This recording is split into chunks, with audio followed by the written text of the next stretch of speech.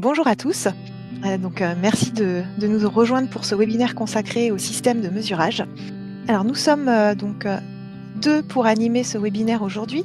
Donc, ma collègue Sarah Kiesak et moi-même, Raphaël Courcou. Nous sommes toutes les deux chefs de projet chez Roseau.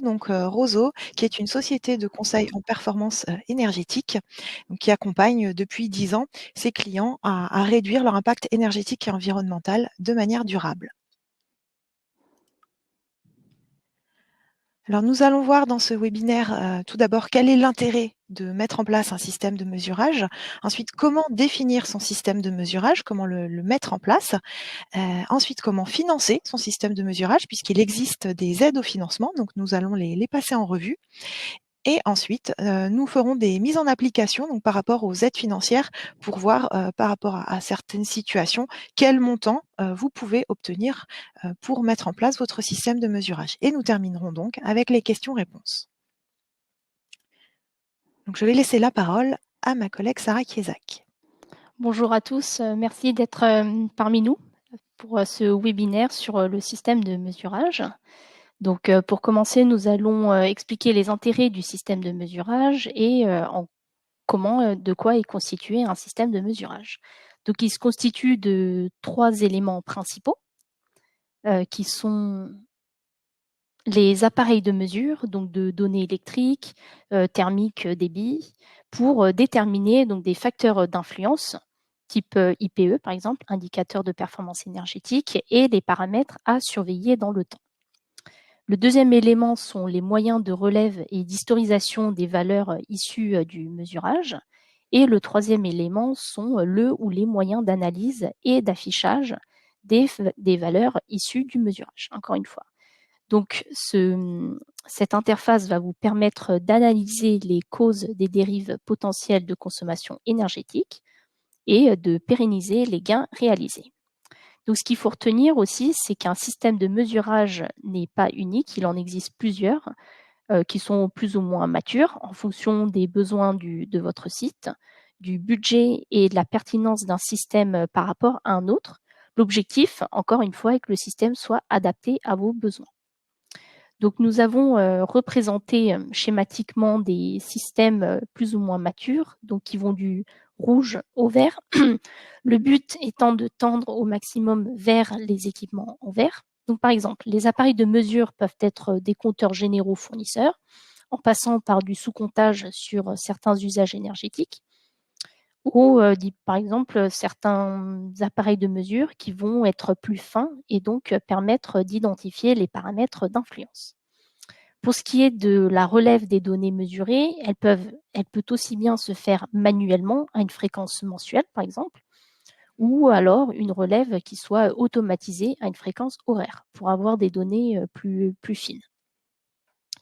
Pour ce qui est des moyens d'exploitation, cela peut aller du simple tableur Excel au logiciel de suivi énergétique, donc solution bien plus mature.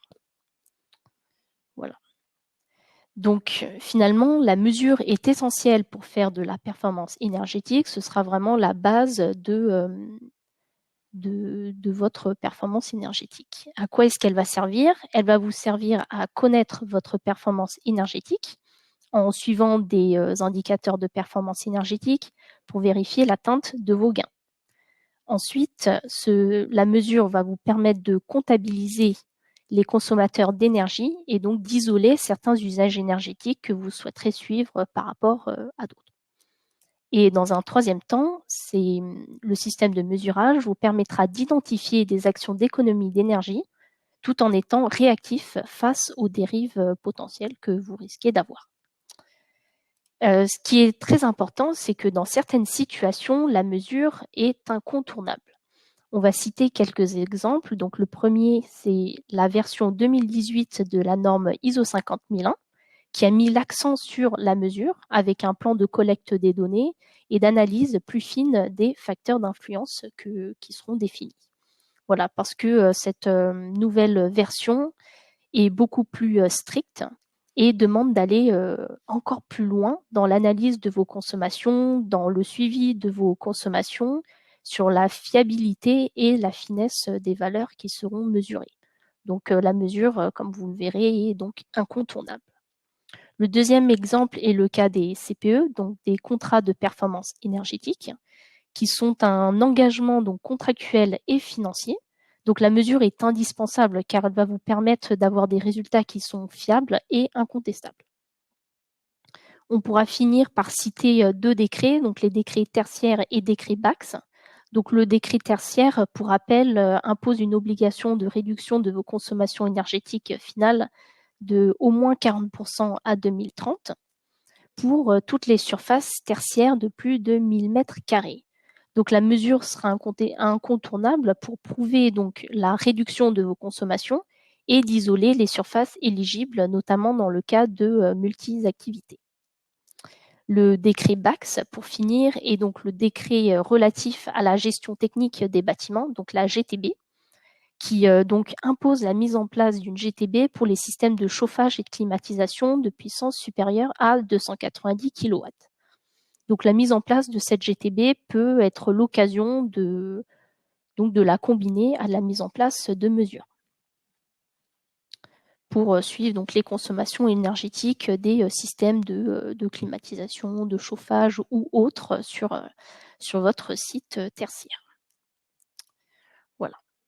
Donc tout mesurer est absolument impossible, comme vous l'aurez probablement compris, car ce serait beaucoup trop cher et chronophage à analyser. Et donc, face aux différentes, ou surtout aux nombreuses solutions de mesurage qui sont entre autres représentées sur la slide, il est primordial de se poser plusieurs questions avant de se lancer dans le choix d'une solution ou la pose de compteurs un peu partout sur votre site. Donc, les premières questions à se poser sont quels sont les usages que vous souhaitez privilégier et quels sont les IPE que vous souhaitez définir par la suite. Seulement après, est-ce que vous pourrez vous poser des questions sur la solution matérielle et logicielle à choisir en termes de, par exemple, coût, d'ergonomie de logiciel, de capacité d'analyse de ce logiciel, de fiabilité des données, de sécurité des données, comment sont-elles stockées et où, de facturation et même d'amélioration progressive de ce logiciel en fonction de vos besoins. Encore une fois, il faut que cette solution soit cohérente et pertinente avec vos besoins. Donc, il ne faut surtout pas hésiter à vous à demander de l'aide pour vous conseiller sur sur le choix de ces logiciels, pour y voir plus clair, pour prioriser vos idées. Roseau peut vous aider sur ces nombreux sujets. Voilà.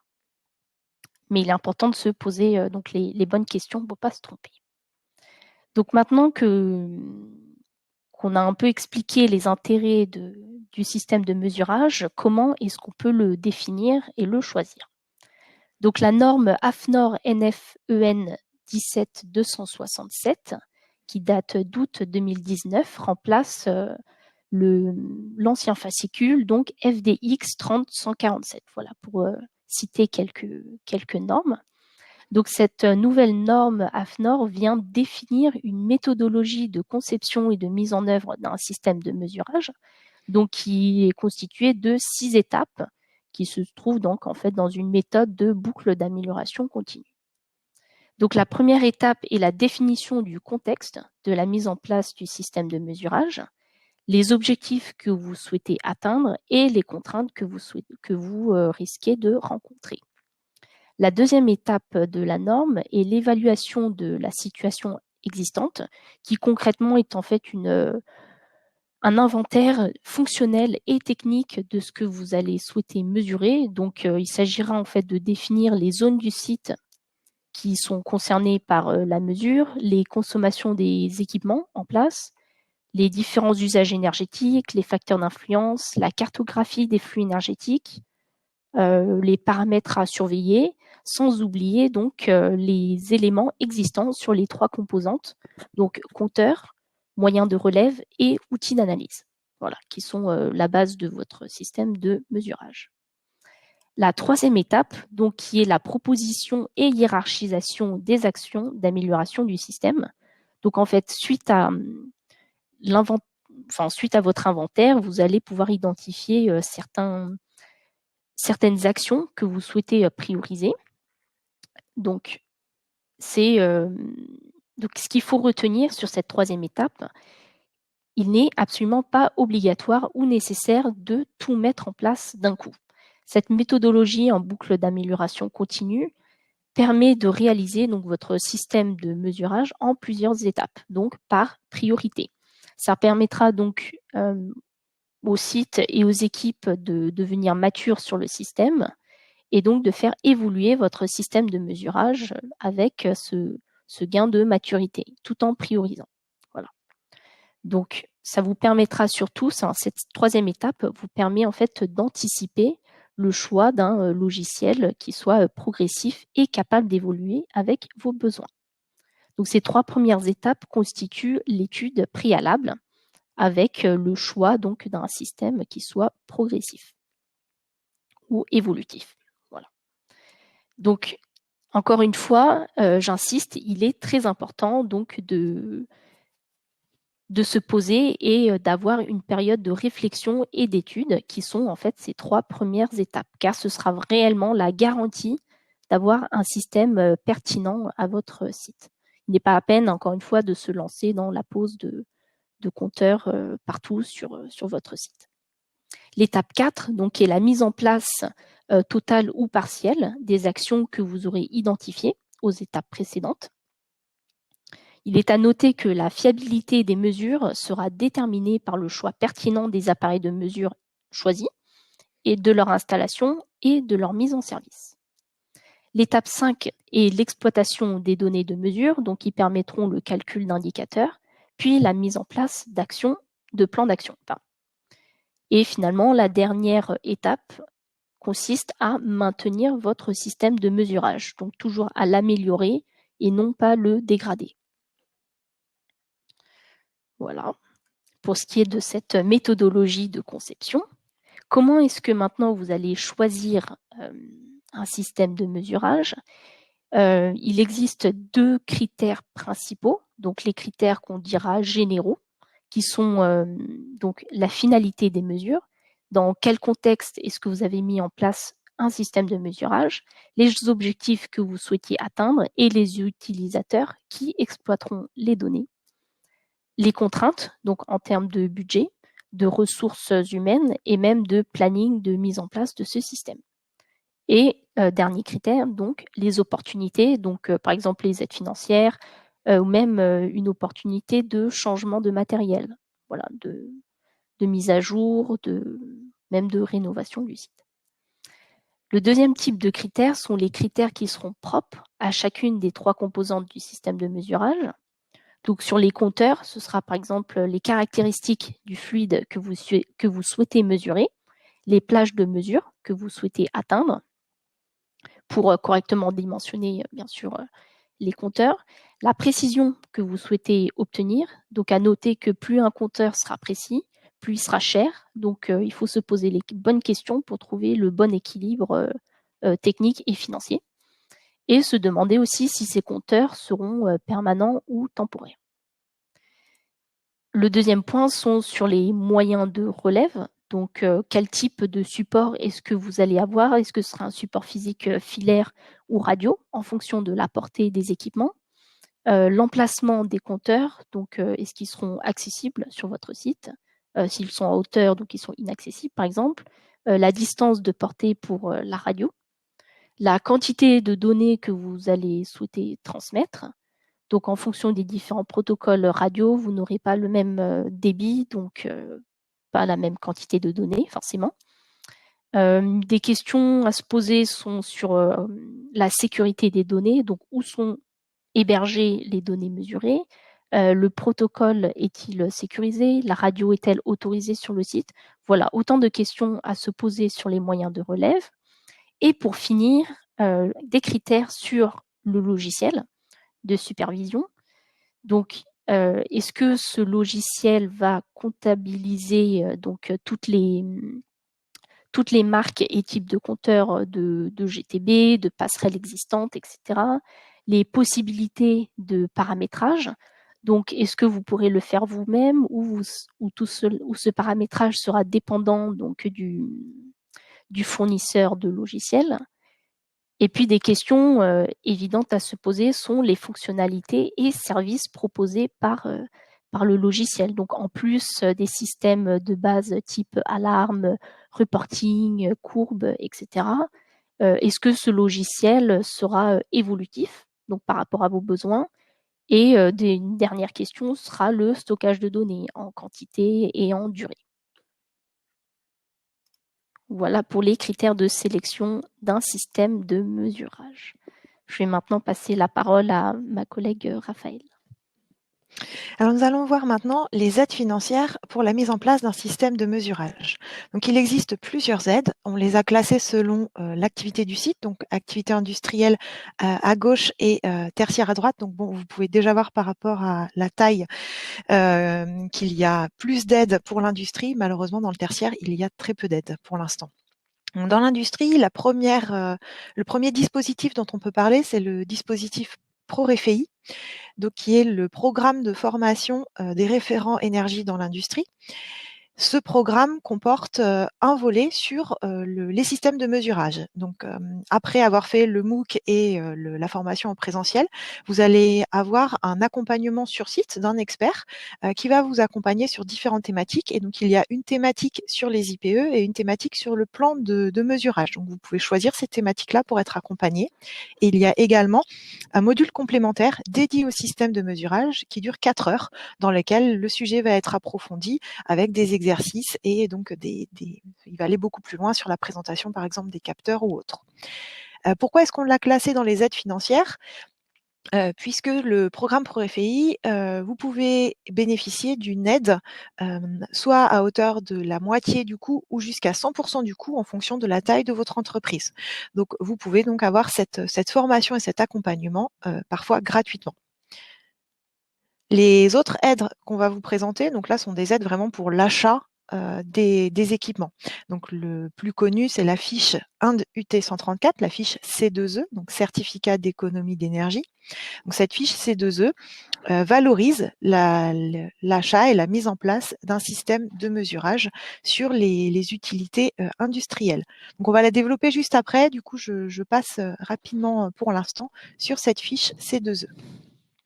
Et un autre dispositif qui est assez récent pour l'industrie est dans le cadre du plan de relance qui a été lancé en septembre 2020 par le gouvernement, qui propose plusieurs dispositifs pour aider les entreprises et soutenir l'utilisation de procédés industriels plus sobres en énergie.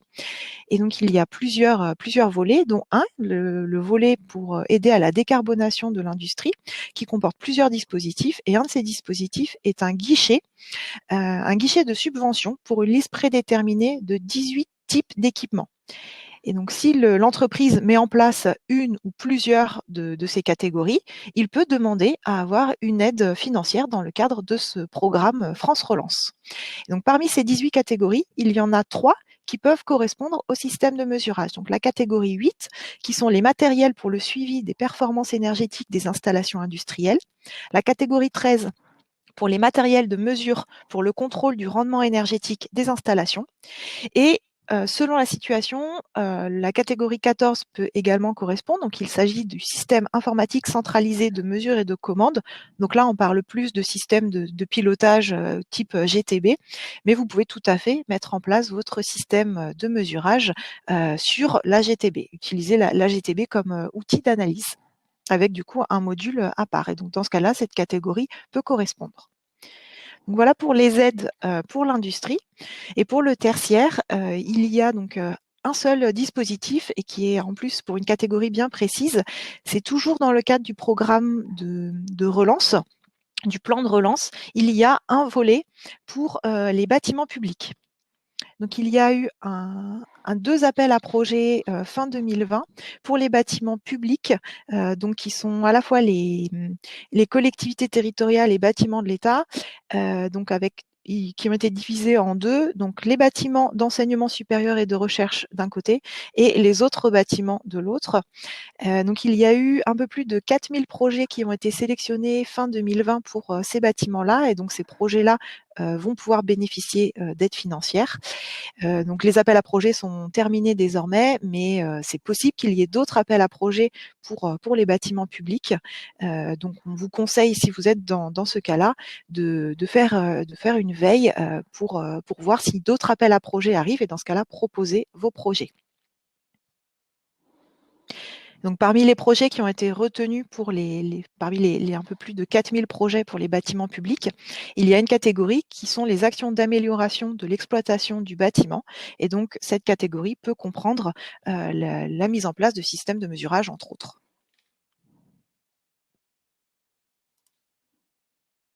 Alors on va regarder plus dans le détail la fiche C2E 1 du T134, donc qui va vous permettre de financer la mise en place d'un système de mesurage. Donc cette fiche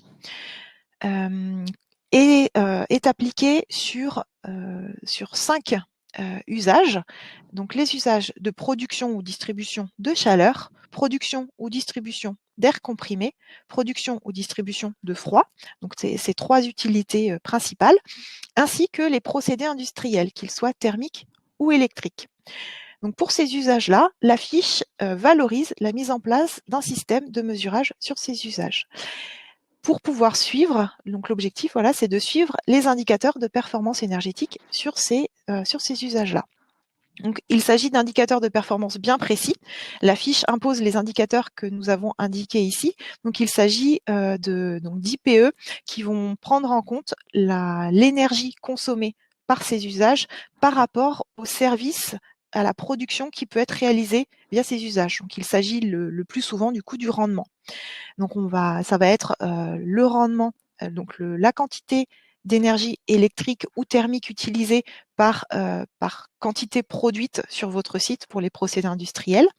Pour les productions, distribution de chaleur, de froid, eh bien ça va être les rendements de production et le COP.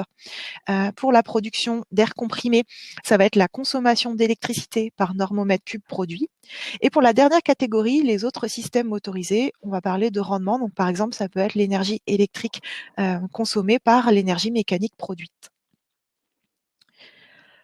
Pour pouvoir bénéficier de cette aide C2E, il faut mettre en place un système de mesurage, donc avec les 3 composantes que nous avons déjà vues, donc les appareils de mesure, un moyen de relève automatisé et un outil de suivi. Donc il y a des exigences bien précises à respecter. Pour déjà ce qui concerne les 3 composantes, pour la partie compteur, les compteurs fournisseurs sont exclus. Il faut forcément valoriser des compteurs que vous avez installés vous-même. Ensuite, pour les moyens de relève des informations, il y a des exigences également, puisque le moyen de relève doit permettre d'avoir les informations à la fréquence 10 minutes. Sauf pour les procédés industriels qui peuvent être à la journée, puisque l'IPE qu'on demande pour les procédés industriels, c'est donc la consommation par unité de production.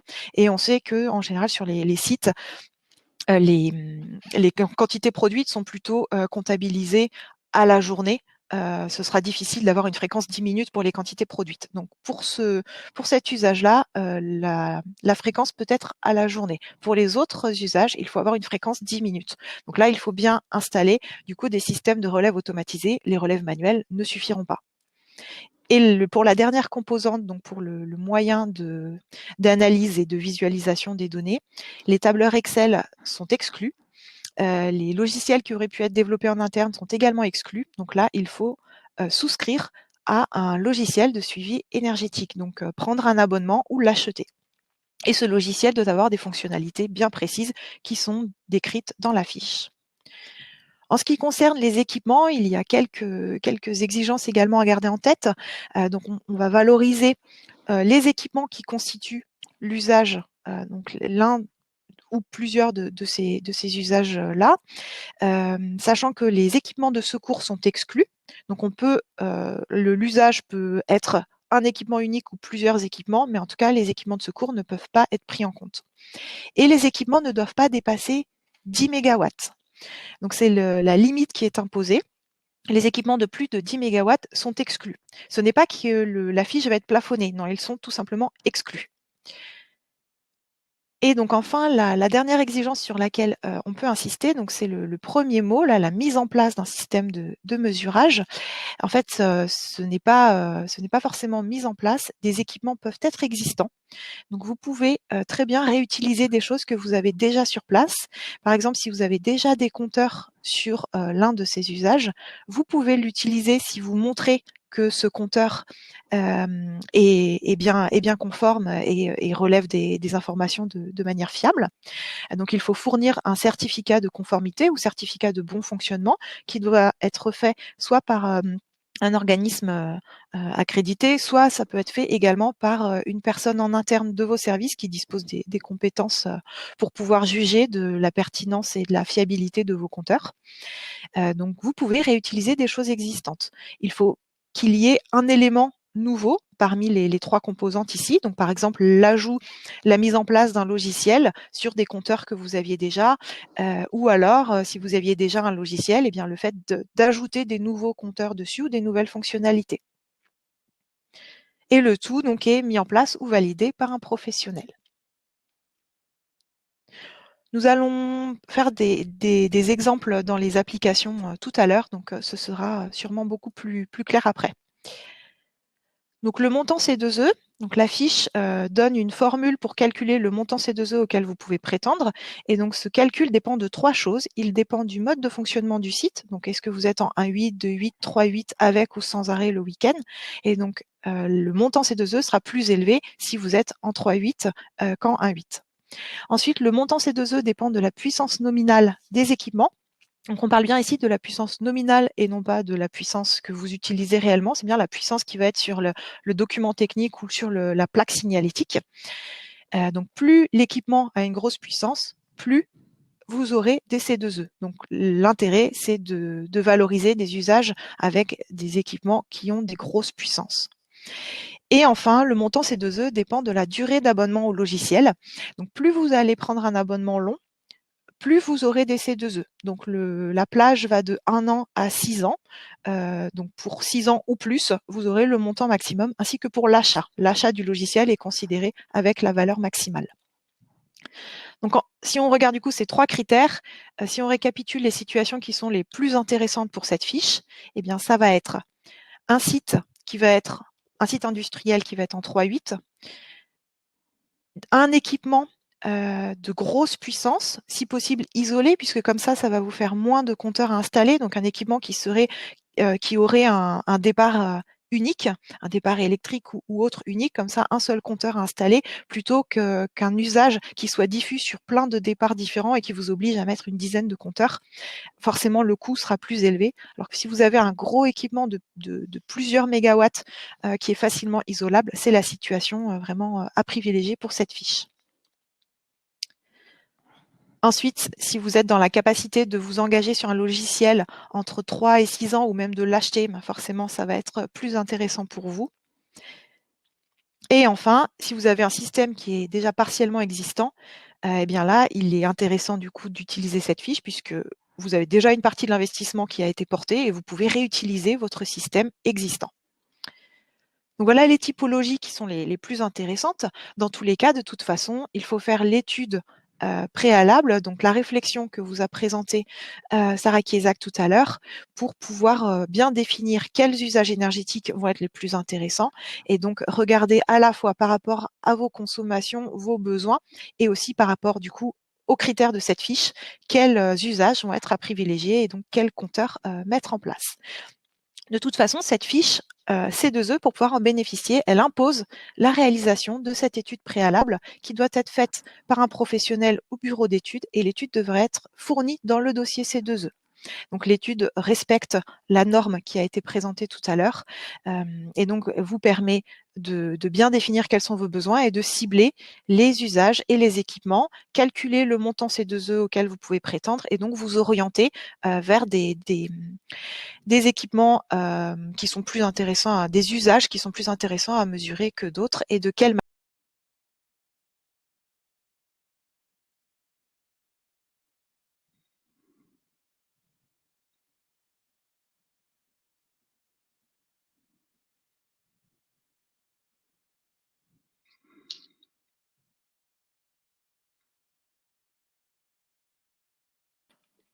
Excusez-moi, j'avais perdu le document. Nous allons le remettre. Voilà. Bah, alors, je reprends. Excusez-nous pour ce petit, ce petit problème. Donc j'en étais sur l'étude énergétique qui doit être réalisée, qui est obligatoire pour pouvoir bénéficier de cette fiche. Il faut vraiment le voir comme une opportunité puisqu'elle va vous permettre de mieux comprendre de quoi vous avez besoin, de vous orienter et de vous orienter à la fois par rapport à votre site et puis même par rapport à cette fiche C2E, de pouvoir faire les choix les plus judicieux. L'aide à la décarbonation de l'industrie, maintenant, un peu plus de détails dessus. Donc pour les 3 catégories dont nous avons parlé tout à l'heure, cette aide, donc il y a un montant qui est calculé par rapport à l'investissement que vous devez porter. Donc là, le montant dépend de votre investissement et donc il y a un taux de subvention qui est calculé par rapport à la taille de votre entreprise. Donc selon votre taille, vous pourrez avoir de 30 à 50 de l'investissement qui pourrait être couvert. Donc le montant de l'aide, c'est l'investissement que vous estimez fois ce taux de subvention. Donc la demande est à réaliser avant 2022 puisque le dispositif France Relance est jusqu'en 2022 et c'est pour l'ensemble de travaux inférieurs à 3 millions d'euros.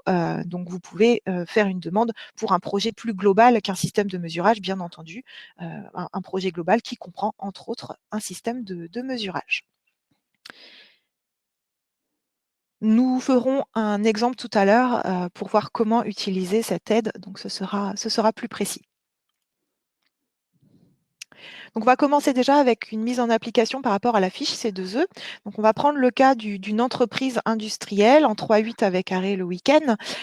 Donc là, on a construit cet exemple en utilisant des situations que nous avons vues lorsque nous avons fait donc, des études préalables sur des sites industriels. Donc pour la fiche 1 du T134, nous avons rencontré plusieurs situations. Donc on a essayé ici de résumer grossièrement les situations auxquelles vous pouvez être confrontés. Donc là, on se trouve dans le cas d'un site qui a une arrivée électrique, une arrivée gaz pour une production de vapeur avec donc à chaque fois le compteur fournisseur, donc gaz et électricité. Donc une production de vapeur, ensuite au niveau électricité, une production d'air comprimé, une station de traitement d'eau et des procédés industriels. Donc on va réfléchir dans cette situation-là, quel est le plus intéressant pour la fiche C2E? Alors déjà, on voit que la production de vapeur dispose de puissances assez importantes. Donc là, on a converti, en général, bon, les chaudières vapeur sont plutôt en tonnes heure. Là, on a converti ça en mégawatts. Et donc on a 8 mégawatts pour l'une, 5 mégawatts pour l'autre. Donc déjà, on va se focaliser sur cet usage-là qui est le plus important en termes de puissance nominale. Et donc c'est bien l'information qui est utilisée pour la fiche C2E.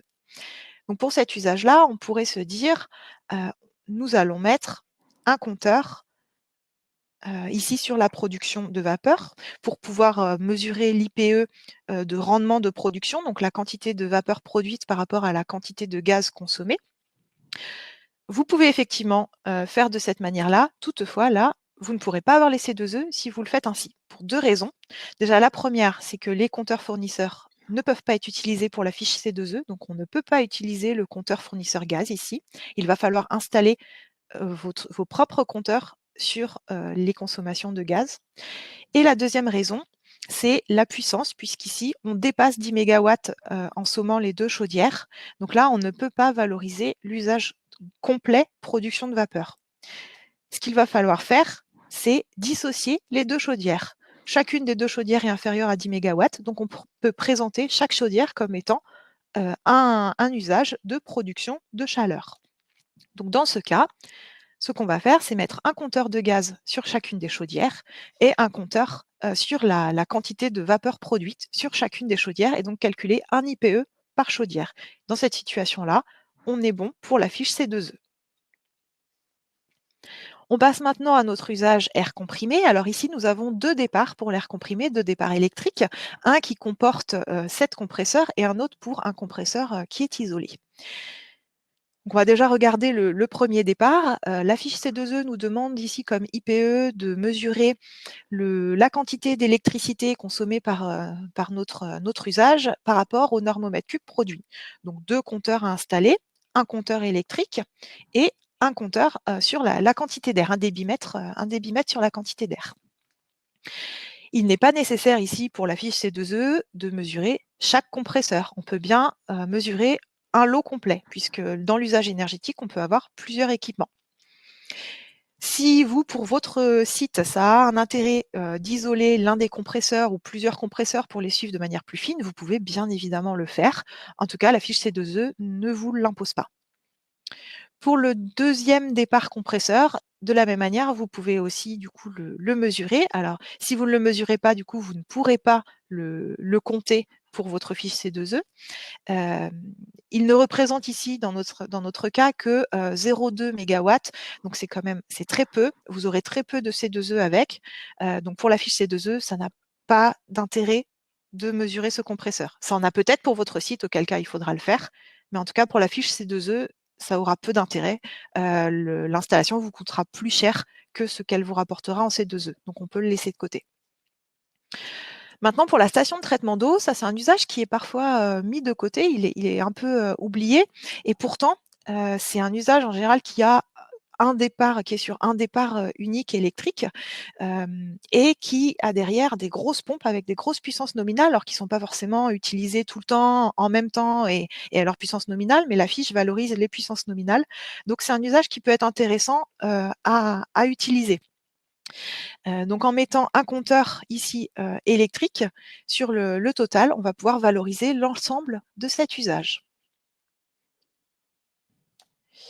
Et ensuite, pour les procédés industriels, alors là, on est dans le cas de procédés qui vont être mélangés. Donc, on a deux activités différentes et les machines sont sur le même départ.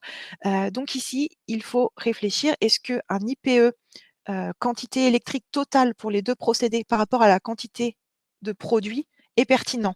S'il s'agit de deux activités distinctes qui ne produisent pas la même chose, cet IPE n'a pas de sens.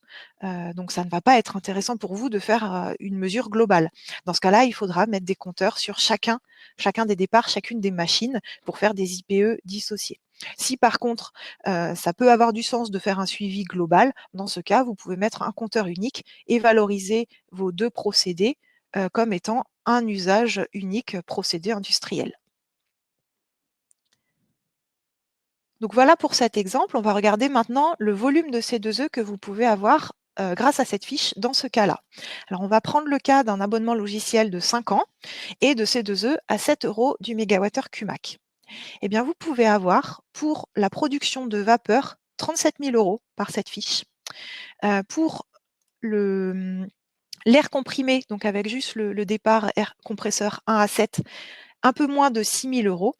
Et pour les autres usages, vous pouvez avoir pour chacun 8 600 €, le même montant puisqu'ils ont la même puissance nominale, 3 MW, et que la fiche ne différencie pas quel usage vous êtes en train de valoriser. C'est vraiment calculé par rapport à la puissance des équipements.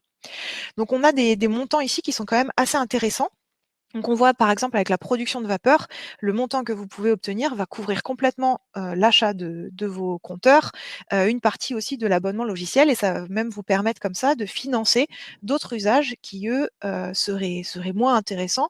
Donc ça va vous permettre de financer comme ça des compteurs à mettre à d'autres endroits qui, eux, auraient moins de C2E. Donc si vous avez donc des usages qui ont comme ça des grosses puissances, donc on va vraiment cibler les productions de vapeur, les gros compresseurs. C'est vraiment intéressant de mettre en place du comptage dessus et de valoriser avec la fiche C2E. On passe maintenant à l'application de l'aide à la décarbonation. Nous prenons le cas d'une entreprise de 200 personnes et d'un chiffre d'affaires de 35 millions d'euros.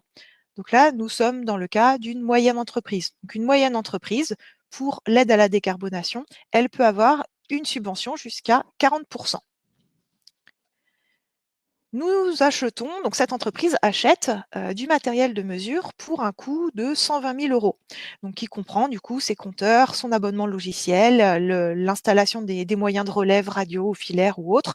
Ça lui coûte 120 000 €. On applique la fourchette de subvention de 40% à cet investissement de 120 000 €. L'entreprise peut donc avoir une aide par ce système de plan relance de 48 000 €. Ce qu'il faut savoir, c'est que les aides sont cumulables mais déductibles. Donc, si l'entreprise peut prétendre aussi au C2E, il va falloir déduire le montant des C2E pour savoir le montant qu'elle va vraiment avoir à la fin par le système de plan relance pour l'aide à la décarbonation de l'industrie.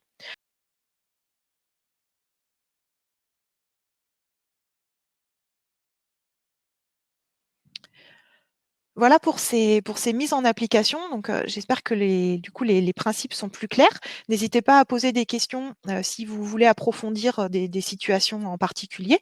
Vous pouvez poser les questions dans le chat et nous y répondrons.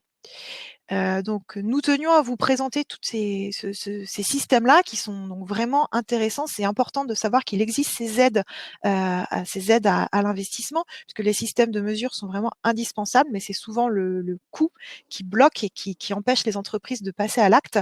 Donc avec ces aides, vous avez vraiment un moyen comme ça de mettre en place, vos systèmes.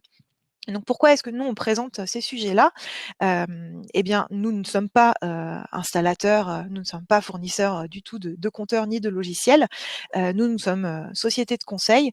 Donc, nous nous appuyons du coup sur les systèmes de mesure que vous allez mettre en place sur vos sites pour vous apporter du conseil, pour faire les études, nos audits et nous sommes donc, tiers indépendants pour vous conseiller si vous avez besoin d'aide.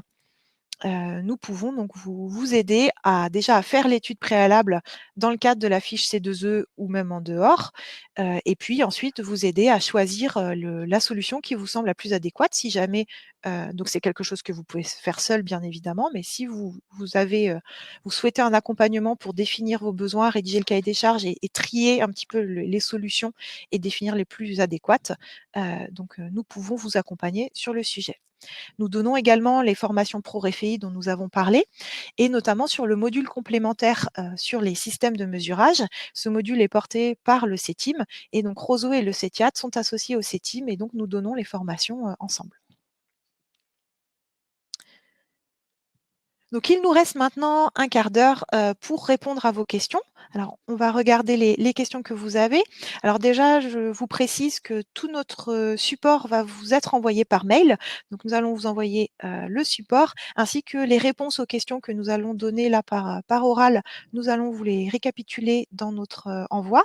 Vous aurez comme ça également nos coordonnées et donc si vous avez d'autres questions qui vous viennent par la suite, n'hésitez pas à nous les envoyer, nous vous y répondrons, également. Alors Sarah, je te laisse répondre peut-être aux premières questions. Alors, que se passe-t-il dans le cas d'un logiciel acheté mais non paramétré? Si nous achetons et rajoutons des compteurs, les coûts de paramétrage et connexion des compteurs pourraient être pris en charge via les C2E. Et donc déjà, le logiciel, lui, doit être paramétré, donc en répondant aux critères exigés par la fiche C2E. Donc vous retrouverez toutes les fiches C2E sur le site de l'ADEME pour y voir plus clair. Ce sera beaucoup plus simple. Et si nous achetons, les coûts des paramétrages et connexions des compteurs pour être pris en charge, oui, tout à fait. Pour la mise en place, donc l'achat des nouveaux compteurs, oui, ce sera pris en charge par la fiche C2E. En fait, il faudra fournir, dans votre dossier C2E, il faudra fournir donc la preuve d'achat des nouveaux compteurs, et puis la preuve d'abonnement au logiciel. Donc là, si vous l'aviez déjà, vous aviez déjà acheté, vous allez montrer du coup la facture de paramétrage et d'ajout des nouveaux compteurs dessus. Il faut montrer donc qu'il y a bien un élément, nouveau, parmi votre système. Alors, il y a une question également pour, Oui. l'usage de production de froid. Tout à fait. Alors une question qui est pour un usage de production de froid pour la fiche C2E, dois-je mesurer tout l'ensemble, donc compresseur plus pompe plus ventilateur, ou seulement les compresseurs? Alors là, encore une fois, la fiche C2E est éligible donc soit à un usage donc qui sera constitué d'un gros équipement ou d'un équipement tout simplement, ou d'un ensemble d'équipements. Donc dans ce cas-là, pour être éligible, c'est à vous de choisir. Vous pouvez ou mesurer uniquement l'usage égal à compresseur ou l'ensemble, donc compresseur plus pompe plus ventilateur, tant qu'on ne dépasse pas les 10 mégawatts. Pour les critères qui sont exigés pour le logiciel, pour avoir la fiche C2E, donc il y a plusieurs fonctionnalités qui sont demandées, notamment donc le fait de pouvoir sortir des reporting, donc d'avoir des rapports automatisés, donc de pouvoir afficher bien évidemment les IPE et les courbes et des données statistiques, donc moyenne, mine, max, et donc pouvoir afficher toutes les données à la fréquence qui était imposée, donc soit 10 minutes, soit à la journée, donc pour les procédés industriels. Également, le logiciel doit permettre d'envoyer des alarmes automatiques lorsqu'il y a dépassement de seuil, donc de pouvoir paramétrer des seuils et d'envoyer des alarmes. Alors, est-ce que j'oublie des fonctionnalités? En tout cas, elles sont écrites dans la fiche C2E, donc on pourra vous les lister dans les questions-réponses qu'on vous enverra par la suite par mail. Je pense que j'ai fait le tour, mais si on en a oublié, on les précisera en plus. Eh bien, nous arrivons au terme de notre webinaire. Donc, il n'y a pas de nouvelles questions. Donc, nous allons mettre fin au webinaire. Nous vous remercions pour votre participation. Nous vous souhaitons une bonne journée. Merci à tous.